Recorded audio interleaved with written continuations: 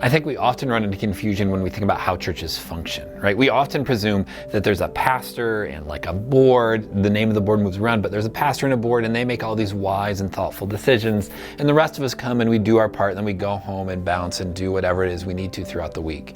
But that idea, that notion is a really modern one and not in alignment with where historic Christianity has been. Christians began in many ways as small to medium-sized groups that gathered together. They gathered around a table and food and they celebrated and mourned and they tried to engage with one another as a community, not this big organization, but one another as they lived their life out in the world. And that impacts how we still do church today. Because if we live in the modern understanding, then we presume that there's someone who's going to be in charge and they're going to make the decisions and then we can choose to sit back and not be involved. That is not where we are as a country anymore. It's not where we are as a church anymore. The church needs all of us and all of our gifts and skills and passions and thoughts and wisdom in order to live in the sense of calling that's before us. We used to be able to afford to sit back.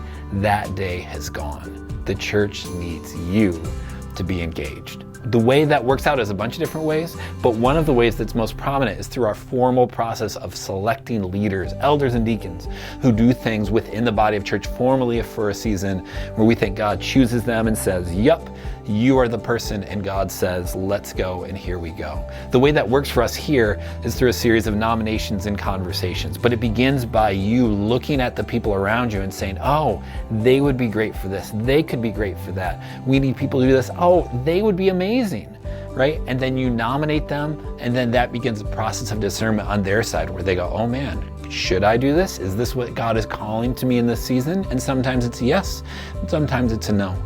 People can also nominate themselves. We often feel like we're unworthy or we don't warrant it or I don't have my stuff put together, but God can still call us forward in those moments as well, right? We summarize a lot of this stuff as a church often when we say there is no they out there. There is no they that makes the decision. Churches are only us, and we need a whole and robust us in order to live into the challenges that are before us. Again, the times we could lean back have come and gone. So over these next few weeks between now and February 18, we're open for nominations and we need you to prayerfully discern about who would be a good fit for the season in leadership with the opportunities and challenges before us. It could be something you see in a friend. It could be something you feel rumbling within yourself. And we invite you to take a nominations form or contact the church office and begin the process as we collectively discern who God is calling into this next season of leadership.